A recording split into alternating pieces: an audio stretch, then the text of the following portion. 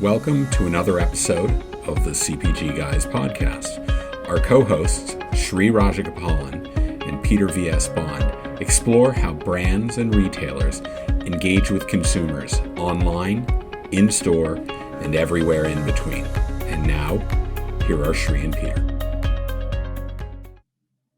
Hello and welcome everyone to this episode of the CPG Guys. I'm Shri, one of the CPG Guys, and joined by my side is my co-host Peter Bond, which we'll get to in 1 second. But reminder for everyone, you can find all our content on cpgguys.com. That easy, cpgguys.com. And of course, we shape the show for you based on the audience that you want on the show, as well as the content you want to hear. And the best way to tell us what you want is simply go to ratethispodcast.com/cpgguys. Again, ratethispodcast.com/cpgguys. Another reminder that we decided to make Q1 2021 Founders Quarter, not Founders Month in January, Peter. And we've had several founders here, and we try to put them in the second half of the week, either on a Wednesday or a Thursday or a Friday. So be sure to check on our LinkedIn page, CPG Guys, to find our conversations with founders of various products, topics, etc. And we have one such interesting founder today. But first of all, Mr. Bond, CRM guy, loyalty guy, consumer insights, consumer centricity. Welcome to my co-host, Mr. Bond, the 007. Shri, you are the Ford to my Barra, the Koufax to my Roseboro, the Gibson to my McCarver. We throw a hell of a game together. Always glad to join you on the journey, my friend. Thank you, Peter. It's been a pleasure. I'd love to welcome our guest for this episode, a friend to the show, Melissa Burdick, the founder of Pacvue Digital. Melissa, welcome. Love for you to tell the audience what you do for Pacvue. Thanks, guys, for having me. Can I be a CPG gal, or am I still a CPG guy? You can be whatever you want on this show. Okay. That's awesome. You get to choose between gal, girl, woman, lady. Okay. In fact, you can be binary. You can do anything. We check off any box that anyone wants. We're totally inclusive here. I love it. And I think this episode's theme we already landed before this recording is cyborgs. You can be one of those two. Cyborgs are good. Yeah, we like cyborgs. I've been warned not to move too much, so that's kind of hard for me. I'll try to be static. Okay. It's not my personality. I'll try. Hey everyone, I'm Melissa Burdick, co-founder of Pacvue. We're a marketing automation software as a service platform for e-commerce and advertising. We are in the center of retail media.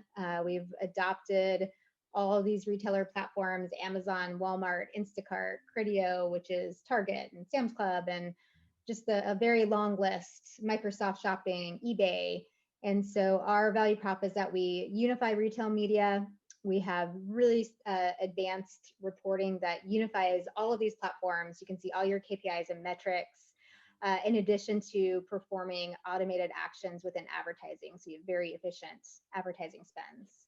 I was going to say, just prior to Pacvue, I spent 10 years at Amazon, where I helped launch the consumables business and advertising businesses. So just as you mentioned Amazon, my Echo device chimed to let me know a package had been delivered. So it seems like perfect timing. But before Shri jumps further, Melissa, our audience oftentimes likes to multitask and they want to learn a little bit more while they're listening. Where do people go on the web to find your business? www.pacvue.com. All right, we'll put it in the liner notes. Thank you. Yeah. Or you can find us on LinkedIn as well. And it's PACVUE, not PACKVUE, just to clarify again, www.pacvue.com. Peter, what's my favorite topic? Well, let's see. Key lime pie, no. Automobile parts, no. Oh, it's retail media. Retail, you like that, don't you? And what did Melissa say? She says she's got a platform that helps brands connect to lots of different retail platforms. This is going to be one of our best episodes ever. Ever! Why don't we kick right into it? Superstar! So, Melissa, obviously your journey started at T-Mobile. Then you were at Mars, the famous Mars.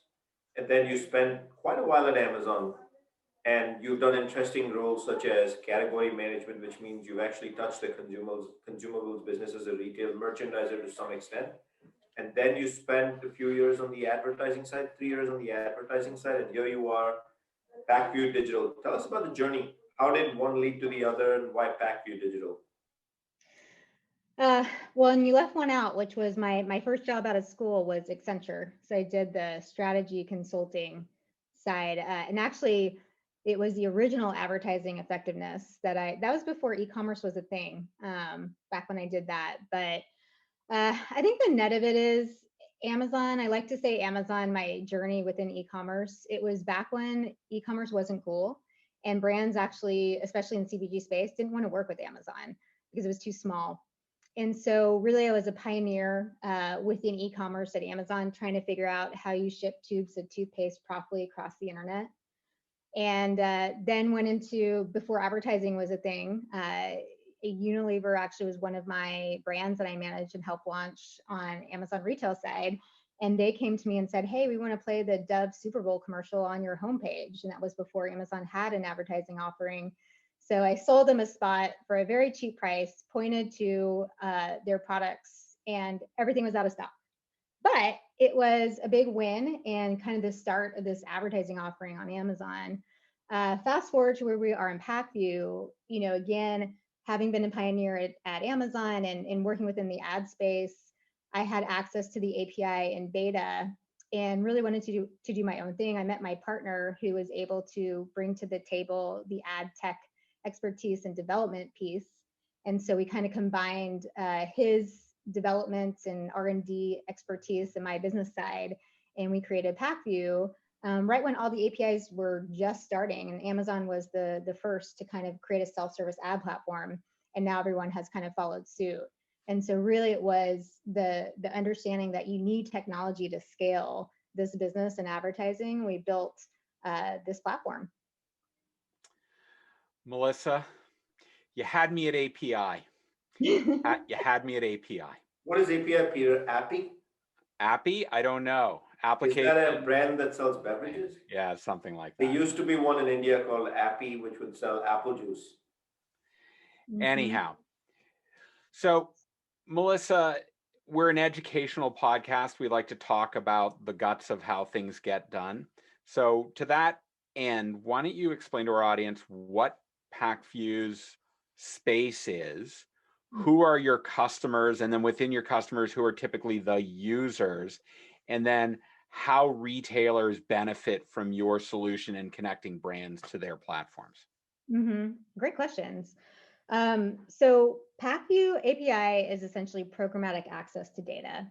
So Pacvue is a partner of these retailers. So we've partnered with, and we are part of the partner programs of Amazon, Walmart. Walmart calls their program WAP, Walmart Advertising Partner. They have, so, and Instacart is a partner. And so essentially we partner with these retailer platforms. We access their API, they give us access, and we build tools on top of their data, essentially.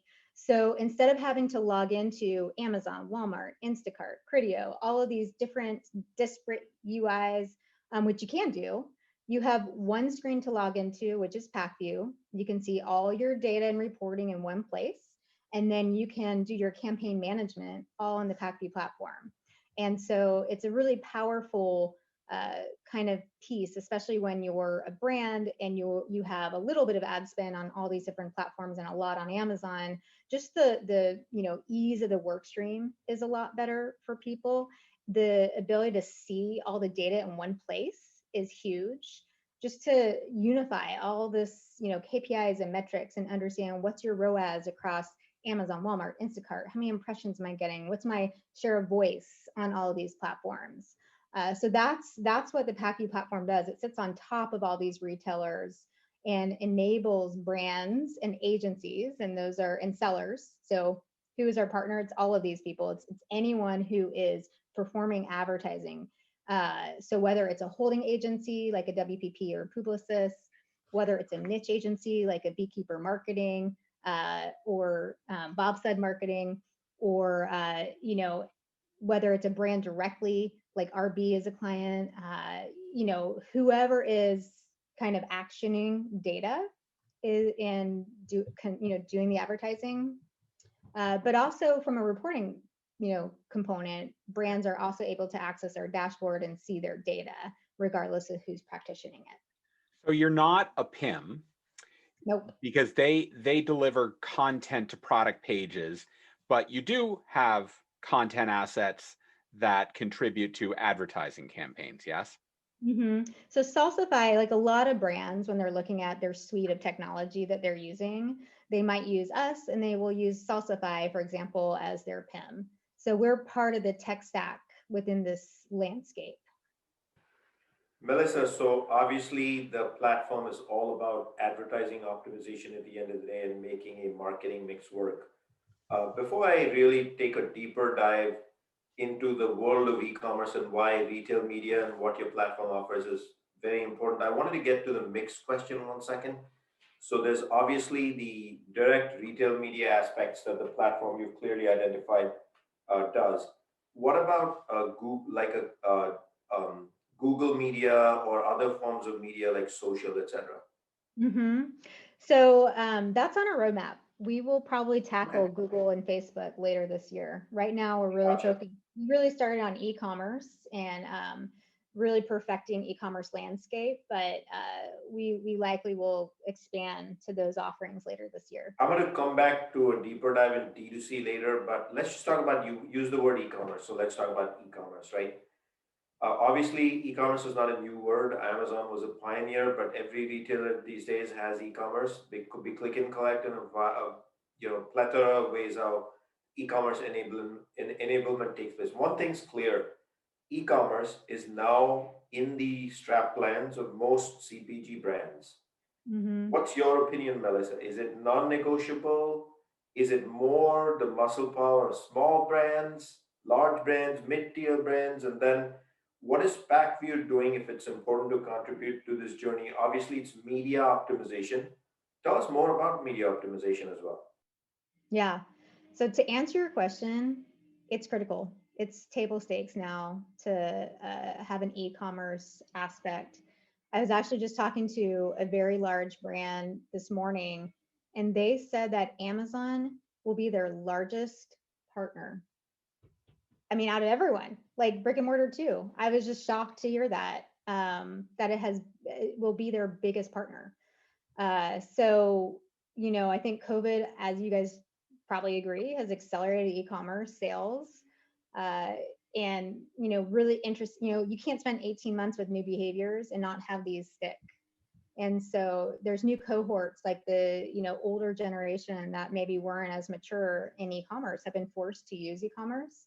And so there's just a lot of opportunity within this space to be able to. Older generation people, Peter, I wonder if you and I, she's bucketing you and me in there. That's Peter. I can't hear you. What? Peter, do you have e-commerce? Do you have a computer? I have a flip phone. It's really nice. It's called the Razor. It's cutting edge. It's Razor. My daughter just gave me this thing. It's called a mouse. Where's the tail? I don't know. It's cut off. You talked to us a little bit about some of the retail platforms that your solution can connect into, and you talked about optimization. What about planning? How is your platform able to help? And I'm assuming your brand clients that are selling through these different either marketplaces or 1P into their warehouses, that planning is also going to be critically important from an advertising perspective. What do you guys do in that space for your clients? If I may also request, Melissa, before you get into the planning aspects, if you could also, for the benefit of our audience, just again mention all the various retailers that you are partners of and one can actually work with on the Pacvue platform. Yeah, absolutely. So the partners are Amazon, Walmart, Instacart, Criteo, which Criteo then encompasses Target, Costco, CVS, Fresh Direct, Sam's Club, Staples, Macy's, Meijer, Ulta, Walmart Canada. That's Wow. pretty Instacart, and then Instacart aggregates, a lot of Costco, even Best Buy. Yeah, we had Josh Ryder, the head of brand partnerships at Instacart, on early in the podcast, and he was introducing us to their ad platform. So it hardly a week goes by that we don't see another blockbuster brick and mortar retailer joining their marketplace. And what I hear from you, Melissa, is every time they do, it means that your platform can help the brand get their advertising onto Instacart at those retailers if their products are carried there.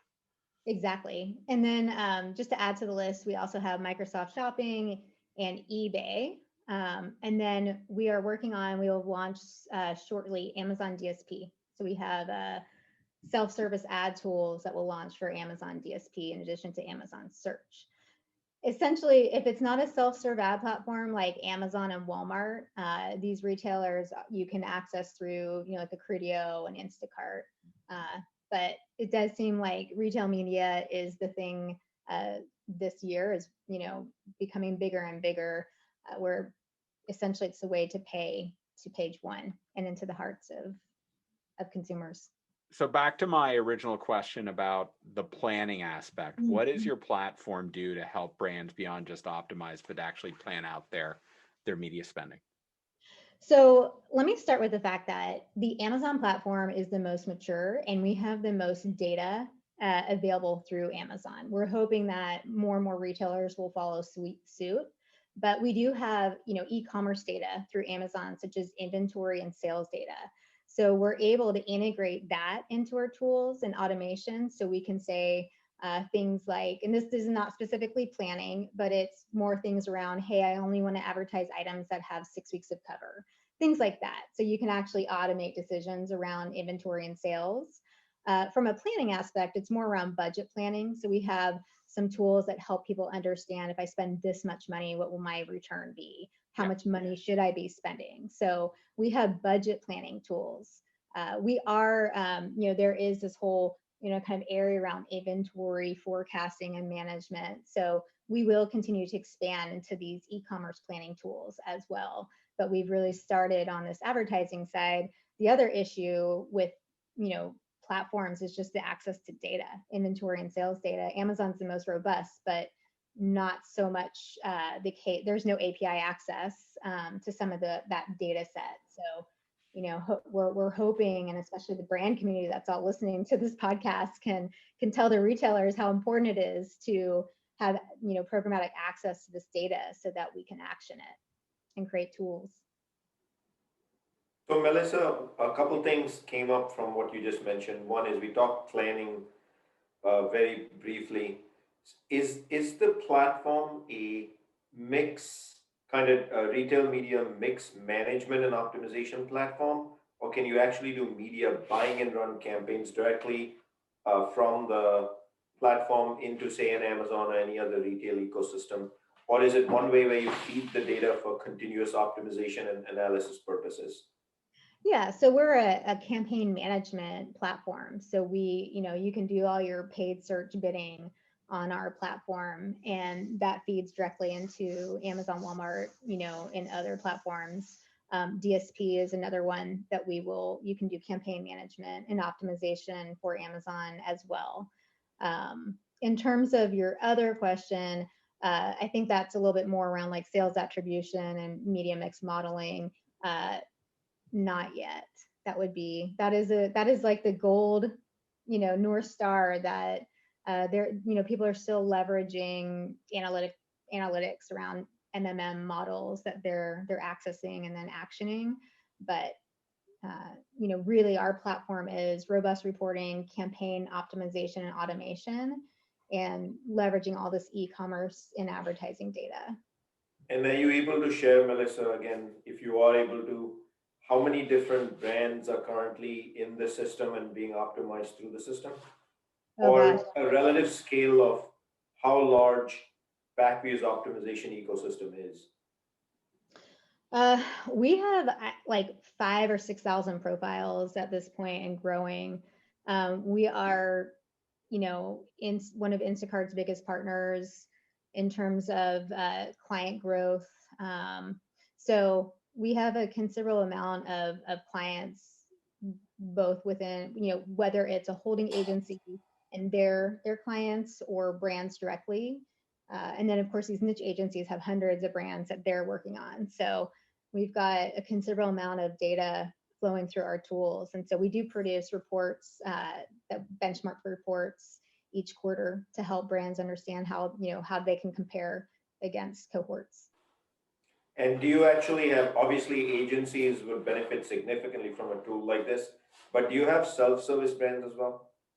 Absolutely. I mean, our tool is a self-service tool. So whether it's an agency adopting it as a self-serve tool, or whether it's a brand directly, as this whole question, in-source, outsource, whether you have a third party like an agency perform advertising for you, or whether you're bringing it in-house, that's, anybody can license and use Pacvue.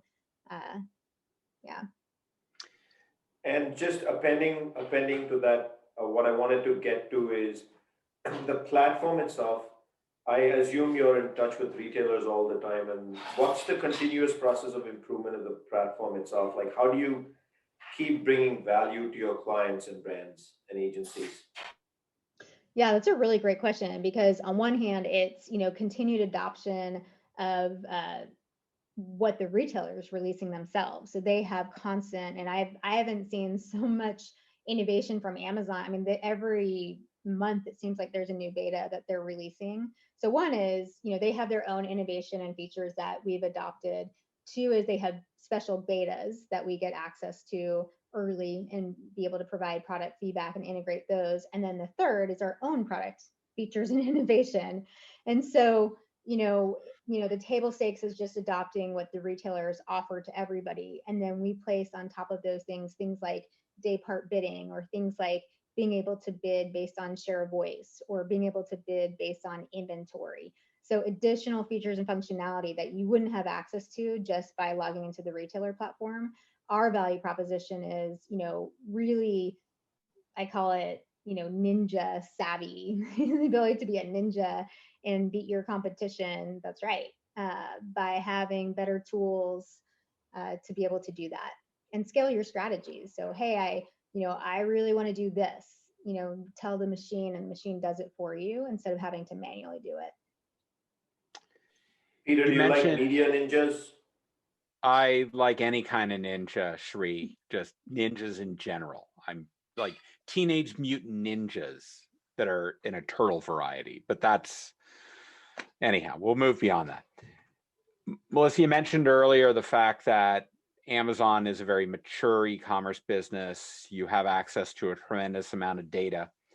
But beyond that, can you give us some highlights of major differences between, say, Amazon, Walmart, Instacart, from a targeting perspective, from a bidding perspective? I mean, what are some of the things that you think are the direction that, and maybe it's just holistically, what do you think are getting your clients excited about in terms of the capabilities across all the different retailers that you service?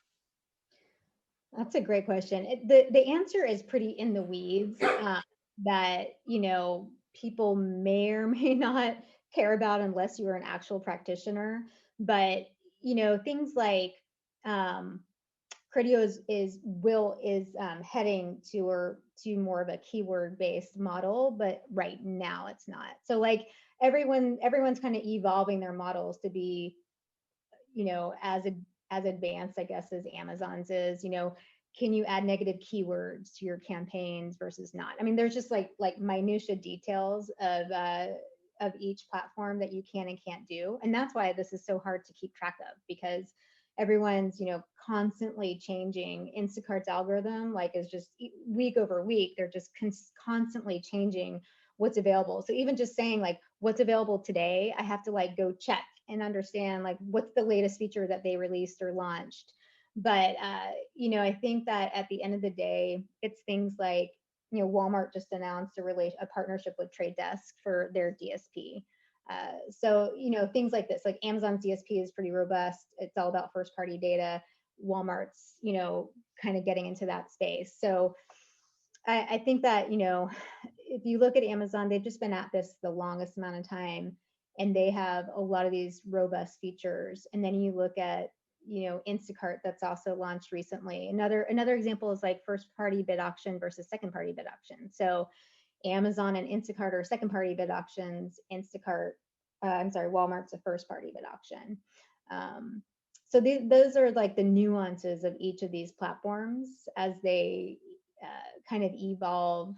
And that's why really trying to understand each of them is it's news every day, basically. Needless to say, as we said earlier, there are many platforms outside just retail media for the media landscape. But one of the areas that's upcoming on the retail merchandising side is D2C. D2C is in the news everywhere. Hundreds and hundreds and hundreds of brands have made their way in via D2C because of e-commerce. So what's your take on D2C? Is the platform going to be able to assist brands that are exclusively D2C or operate on multi-platforms like Amazon D2C and Walmart as an example? Like, how are you going to manage through that angle, which means all of a sudden D2C is the world where you also have to manage the Facebook and social campaigns as well, in addition to just in addition to Google. Mm-hmm. That's a future state for sure for us.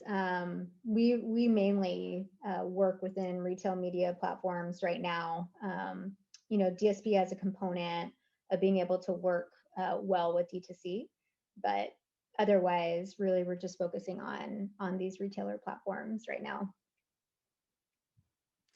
Do you forecast getting into some of these, or do you feel the focus of Pacvue is really retail media? Because the way I see it, Melissa, one of the Achilles heels for the agencies right now is their entire software and media management platforms is built around everything but retail media, and so they have to use two platforms.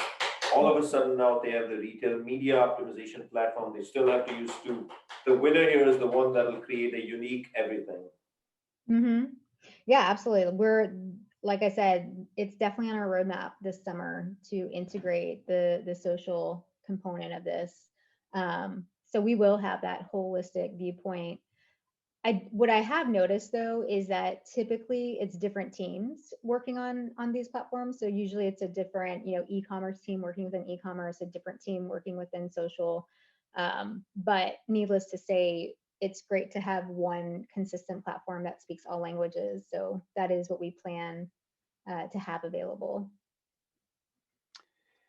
We had on in January Rob Gonzalez from Salsify, and he was talking about the impact of retail media on brick and mortar sales. He gave an example of a client his that they were actually able to successfully measure that when they turned off Amazon advertising, that sales of the brand at CVS and physical stores had a significant downward effect.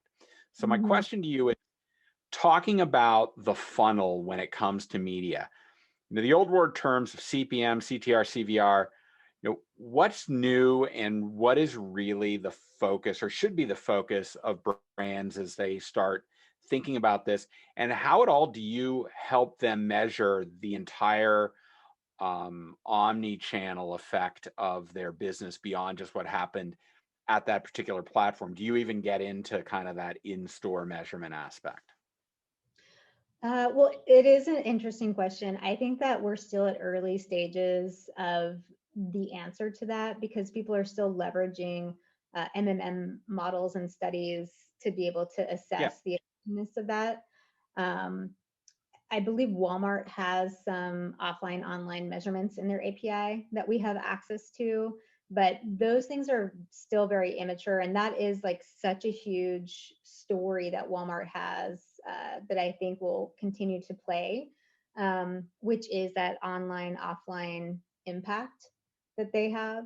But right now, that is, again, the sales attribution measurement of, and especially as new platforms come on like TikTok and other ones, how do you measure these things and what is the impact within brick and mortar? And actually the same I was just having a conversation with a brand today about they were seeing the effectiveness of their Amazon advertising in store, and it was significant. So, still, I think people are using MMM studies to be able to understand that. Not beef, but one of the things that I think we need to get really a lot faster with those studies, because, if you have a study and it was based on a year data, especially last year during COVID, it's really a hard thing to look at because things are changing so fast. So being able to have quicker studies, quicker access to this data to understand what's really going on is going to be important. As a side note, Melissa, did you know that the CPG guys have a TikTok channel? That's exciting. I know. It really is. It's Shri and I are giddy about it. It's kind of crazy. But so then back to kind of the actual retail media for online. What are, I mentioned some of the old measurements. What are the ones that really count across your entire platform, or do they differ in any way from one platform to the other? I definitely think that, there's cost per clicks and conversion rates and impression amounts and all that kind of stuff. And then there's a lot of nuances. And that's where the importance to be able to compare apples to apples, which is what's the attribution click model? Is it a 14-day? Is it a 7-day? And so you want to be able to set those attribution targets to be the same across all these retailer platforms so that you truly have an apples to apples comparison. And you have some flexibility within the API to make those selections to make sure that you're really looking at the same information. So, it's the standard measurement. The other things that we also add in are things like share of voice, both paid and organic. And those are really important in terms of understanding, when I am low with organic, do I want to pay to get to the top? And then how does that impact my organic ranking and things like that? And so those are really important metrics that we track as well on our platform to help people make, good advertising decisions. Can you define what share of voice is for our audience? Sure. It's essentially just what is your percentage of page one? So when you type in the word dog food, how many times do you show up on the first page of search results? Great. And I think it's very different across the board. And so as long as you're using the same tool or the same measurement across all of these things, then you're able to really understand your benchmark of where you are today and where you're going. And a lot of people also use market share as well. So what is your, percentage of sales that you're winning against your competitors? When it comes to attribution, it's no secret, like this article after article published by the who's who in CPG on the fact that Amazon is as much a search platform as it is a conversion platform. It serves both purposes. And Amazon search does lead to lower stream funnel activity, aka conversion on other retail platforms. I feel, Melissa, at a minimum, attributing in-store and other media platforms, other retail success to Amazon is an absolute must-have. And I feel that attribution is like step one of a much larger attribution process to in-store and things of that nature. But it's sorely missing in the industry today from a retail media standpoint. And what ends up happening as a result is trying to defend a Amazon investment on media on the strength of an Amazon campaign alone is actually shortchanging the ecosystem overall. That said, I'd like to remind our audience that you can find all our content on cpgguys.com. That easy, cpgguys.com.